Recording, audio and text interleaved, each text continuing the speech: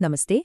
आज की इस भागदौड़ भरी दुनिया में जहां इच्छाएं और ध्यान भटकाने वाली चीजें कभी खत्म ही नहीं होती, हम सब कहीं न कहीं शांति की तलाश में हैं। पर सवाल ये है कि क्या ये शांति हमें बाहरी दुनिया में मिल सकती है? आज हम एक बहुत पुरानी लेकिन आज के समय में शायद सबसे ज्यादा जरूरी एक सोच को समझेंगे, वैराग्य। ये सिर्फ एक शब्द नहीं है, बल्कि आज की जिंदगी में सच्ची शांति पाने का एक रास्ता है। ये एक बहुत बड़ा सवाल है ना? अक्सर हम यही सोचते हैं कि एक नया फ़ोन या एक प्रमोशन या कोई और बड़ी उपलब्धि हमें वो खुशी दे देगी जिसकी हमें तलाश है। पर असल में होता क्या है? हम एक चीज़ हासिल करते हैं और हमारा मन फौरन किसी दूसरी चीज़ के पीछे भागने लगता है। ये एक ऐसी दौड़ है जिसका कोई अंत नहीं है, और इसका नतीजा सिर्फ तनाव और बेचैन। तो सवाल ये है कि हमारी ये खोज, ये तलाश अक्सर अधूरी रह क्यों जाती है? शायद इसलिए क्योंकि हम ज्यादातर गलत जगहों पर खुशी और शांति को ढूंढ रहे हैं।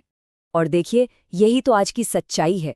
हम अपनी खुशी को बाहरी चीजों से जोड़ देते हैं, चाहे वो कोई सोशल स्टेटस हो या कोई महंगी चीज। लेकिन ये सब कुछ तो टेम्पररी है, यानी कुछ वक्त के लिए ही है। और इसीलिए इनके चले जाने का डर या इन्हें न पा सकने की चिंता हमारे मन में हमेशा बनी रहती है। तो फिर इसका समाधान क्या है?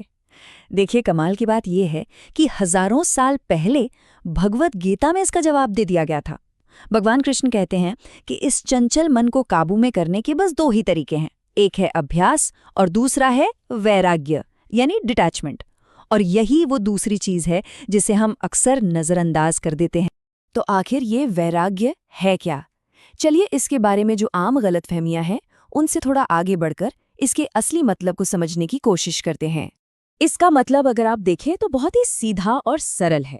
संस्कृत में वी का अर्थ है बिना और राग का मतलब है आसक्ति या गहरा लगाव।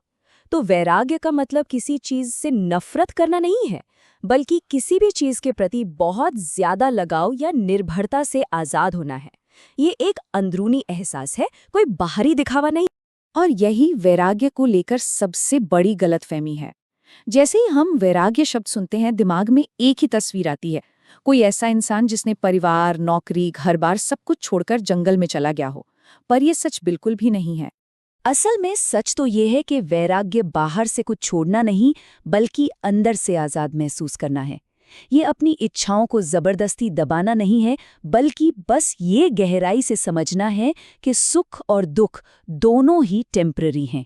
ये जिंदगी से भागना नहीं, बल्कि नतीजों की चिंता किए बिना जिंदगी को पूरी तरह से जीना है। और अगर इसका कोई सबसे अच्छा उदाहरण देखना हो तो वो है राजा जनक। सोचिए, वो एक बहुत बड़े साम्राज्य के राजा थे। उनके पास हर तरह की धन दौलत थी और अनगिनत जिम्मेदारियां भी थी। इसके बावजूद वो अंदर से पूरी तरह डिटैच थे, विरक्त थे। ये इस बात का सबसे बड़ा सबूत है कि दुनिया में रहते हुए, अपनी सारी जिम्मेदारियां निभाते हुए भी वैरागी हुआ जा सकता है। तो ये समझना बहुत ज़रूरी हो जाता है कि आखिर ये आसक्ति, ये अटैचमेंट हमारे ज़्यादातर तनाव और चिंता की जड़ है क्यों? आज के ज़माने में तो हमारी ये अटैचमेंट्स और भी कई रूप ले चुकी हैं।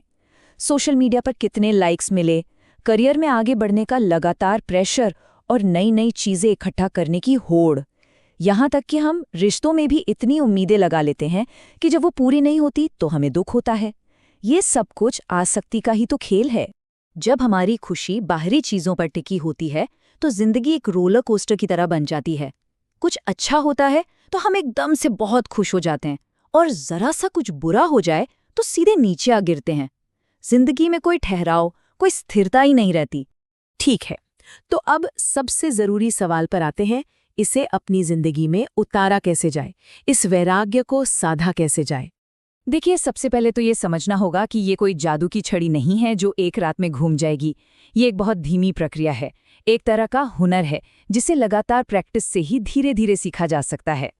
तो चलिए इसके कुछ प्रैक्टिकल तरीकों पर नजर डालते हैं। पहला है विवेक, यानी ये समझने की काबिलियत कि क्या चीज़ हमेशा रहने वाली है और क्या चीज़ टेम्पररी है।